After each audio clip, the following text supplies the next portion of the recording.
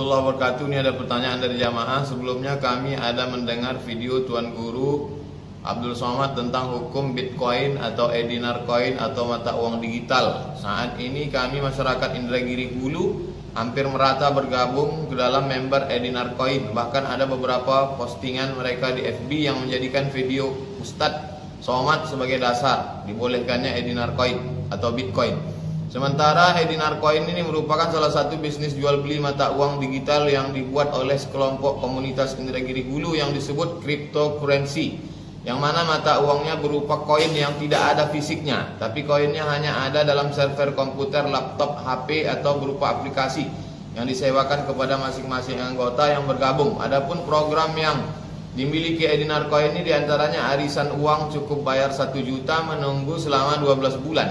Kemudian bulan ke-13 uangnya menjadi 10 juta. Arisan kendaraan dengan harga murah dikreditkan, arisan rumah dan lain sebagainya. Ingin kami tanyakan Ustadz, apa hukum jual beli mata uang digital yang dibuat sekelompok komunitas Indragiri Hulu disebut dengan Edinar Coin atau Bitcoin atau cryptocurrency, yang mana mata uang koinnya tidak ada fisik, tapi koin hanya dalam server berupa aplikasi disewakan pada masing-masing anggota yang bergabung. Bolehkah kita bergabung menjadi membernya? Kami mohon pencerahan. Berapa bulan yang lalu di Universitas Islam Darussalam Unida Gontor berkumpullah beberapa pakar ekonomi Islam membahas tentang Bitcoin. Maka hasilnya, kalau dia dipakai sebagai alat tukar sama seperti uang kertas, boleh. Sebagai alat tukar untuk beli cash, boleh. Tapi kalau untuk sebagai investasi, dihindari. Jangan pakai untuk investasi, karena ada 4 yang tidak jelas. Pertama, tidak bisa diukur nilai tukarnya. Sampai hari ini kalau rial, dolar bisa diukur, Bitcoin ini tidak terukur. Yang kedua, tidak ada jaminan konsistensi. Tidak ada jaminan dia akan konsisten hari ini, bulan depan, tahun depan. Yang ketiga, di mana diinvestasikan. Kalau ini mau diinvestasikan, kita nggak tahu dia diinvestasikan di mana, nggak jelas. Di situ gharar, ketidakjelasannya. Keempat, sampai kapan nilai intrinsiknya. Intrinsik itu kadar logam mulianya itu bisa bertahan. Oleh sebab itu, kalau dia sebagai alat transaksi, hukumnya mubah. Tapi kalau sebagai investasi, sebaiknya dihindari. Begitu pesan wasiat dari para pakar ekonomi Islam yang berkumpul di Universitas Islam Darussalam. Adapun tentang uang 1 juta, tiba-tiba 12 bulan, bulan ke-13 menjadi 10 juta, itu akadnya apa? Kalau akadnya jual beli jelas. Kalau akadnya mudharabah, perjanjiannya mudharabah itu kalau untung sama-sama untung, kalau rugi sama-sama nanggung. Sedangkan ini nggak jelas, tanam 1 juta, tiba-tiba dapat nanti 10 juta. Riba. Jangan, la ta'kulu riba adhafa mudha'afa. Jauhi riba. Siapa yang tidak menjauhi riba berarti sudah berperang dengan Allah. Fa'zanu biharbin minallah, berperang dengan Allah. Nauzubillah. Mudah-mudahan kita tidak terlalu bersemangat sehingga melupakan hukum-hukum halal haram. Ingat, semua berawal dari makanan yang haram. Hawa nafsu tamak. Semoga Allah menjaga kita. Terima kasih. Wassalamualaikum warahmatullahi wabarakatuh. Assalamualaikum warahmatullahi wabarakatuh. Waalaikumsalam. Al-Mukarram Ustadz, bagaimana hukumnya bila investasi digital coin? Lebih spesifiknya lagi adalah cash.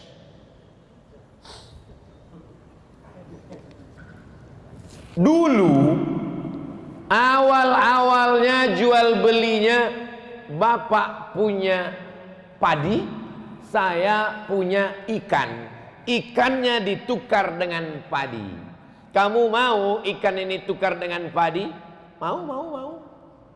Karena nggak mungkin dia makan beras nggak pakai ikan. Saya pun nggak mungkin makan ikan nggak pakai nasi. Maka kita tukarlah. Ikan saya bagi 2, beras kamu bagi. Akhirnya setuju. Maka jual beli ini disebut dengan barter, bukan barcode. Ini yang paling tua, namanya barter. Kemudian maju lagi dari Yunani. Dari Yunani ada logam yang dicetak bulat-bulat, namanya dinar. Orang Yunani menyebutnya dinar. Sampai ke kota Makkah, sampai ke kota Madinah, dia disebut sebagai dinar. Tidak lagi pakai barter. Saya punya dinar, saya bisa beli apapun dengan dinar ini. Bisa beli tanah, bisa beli onta, bisa beli gandum, pakai dinar. 1 dinar itu 4,25 gram emas. Meningkat dari barter menjadi dinar dan dirham. Meningkat yang ketiga. Yang ketiga, tidak lagi pakai dinar. Dinar tidak bisa lagi dibawa. Karena kalau sampai saya bawa dinar sekarang, habis saya dikejar maling. Wah, itu ada dinar, ada dinar, ada dinar. Pakai cincin emas aja sekarang dirampok orang. Bukan diambil emasnya, sama jari-jarinya dia potong. Barter, di atas barter dinar, di atas dinar. Ini yang ketiga, keluarlah apa yang disebut dengan uang kertas. Uang kertas dicetak oleh negara supaya emas tidak berkeliaran di jalan. Di Indonesia ada berapa emas? Misal 1 ton. 1 ton emas dikeluarkan kertas senilai 1 ton itu. Negara hanya boleh mencetak kertas sebanyak emas di negara itu.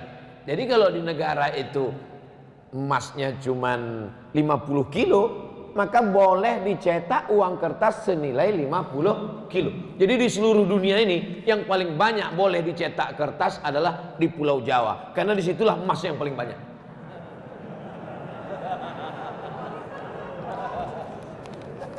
Lalu kemudian Amerika mencetak kertas lebih banyak dari emas yang ada di negaranya. Ini yang pertama kali melanggar di dunia ini, Amerika. Dia cetak kertas, ternyata nilai emasnya tidak sebanyak itu. Di Amerika itu emas tidak terlalu banyak. Kenapa sekarang emas paling banyak di Amerika? Bukan dari tanah Amerika. Emas itu dibawa dari Papua. Karena dia punya perusahaan di Papua. Dia sedot emas itu dia bawa. Lalu kemudian Amerika melanggar itu. Dia cetak kertas banyak-banyak, emasnya tidak sesuai dengan itu. Tapi karena dia punya kekuasaan, dia menguasai dunia, akhirnya boleh negara mencetak uang kertas walaupun tidak senilai dengan emas yang ada di situ. Sudah 3. Barter, dirham, dinar, kertas. Sekarang puncaknya yang keempat. Ini yang disebut dengan duit digital. Digital money. Produknya banyak, macam-macam. Sama dengan uang kertas. Namanya uang kertas, tapi ada rial, ada ringgit, ada rupiah. Nah, sekarang yang keempat ini digital money, money crypto. Jadi macam-macam dia. Duitnya nggak ada. Kalau kertas tadi masih ada kertasnya. Ini kertas. Ini kertas.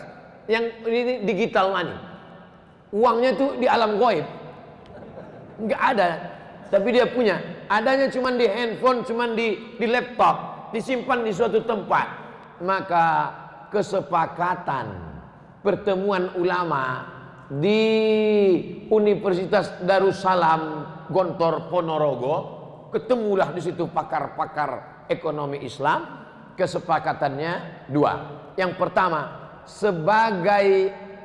sebagai alat tukar bisa. Sebagai alat tukar. Misalnya saya mau jual mobil saya. Datang jamaah dari Masjid Jami Al-Mukarramah. Ustaz Somad, ya, saya mau beli mobil Ustaz. Mana uangnya? Uangnya di alam gaib Ustaz. Saya pakai uang digital sebagai alat tukar. Kalau saya mau, boleh. Saya terima uang digital kamu, ini kirim ke sini, saya simpan di akun ini, boleh sebagai alat tukar. Tapi sebagai alat investasi sebaiknya tidak. Kenapa sebaiknya tidak? Karena nilainya tidak stabil. Uang kertas saja pun nilainya tidak stabil. Uang kertas mengalami resesi. Uang kertas mengalami apa yang disebut dengan nilainya tak sama, jatuh. Harga kambing zaman Nabi dengan zaman sekarang pakai uang dinar sama. Karena emas itu stabil. Makanya orang sekarang berbondong-bondong menyimpan emas. emas tetap naik. Emas dulu 1 gram 500.000, sekarang emas sudah 1 juta. Nanti berganti zaman, berganti, sedangkan uang. Makanya kalau ada orang minjam uang, saya pinjam uang kamu 100.000 tahun 2020, dibayar tahun 2030 dengan 100.000, mau apa enggak? Saya enggak mau, karena dalam 10 tahun itu terjadi inflasi, nilai uang itu jatuh. Tapi kalau emas, emas tidak jatuh, emas stabil.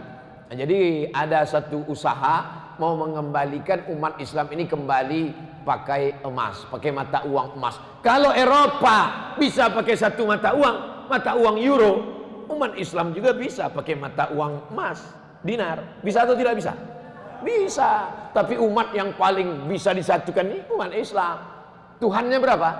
1. Qul huwallahu ahad. Nabinya berapa? 1. Asyhadu anna Muhammadan Rasulullah. Kiblatnya berapa?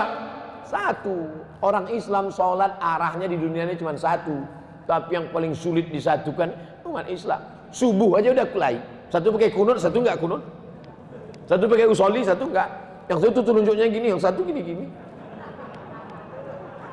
Betul? Nah, makanya kita jaga persatuan. Masalah sepele-sepele ini jangan sampai merusak persatuan. Kesimpulannya, money crypto, uang digital sebagai alat tukar oke, tapi sebagai investasi, beberapa pemain money crypto kehilangan uang. Bapak Ibu ikut tak berita si fulan artis terkenal kehilangan uang digital karena kehilangan karena sebagai alat investasi. Nah ini paham? Anggukkan aja kepala.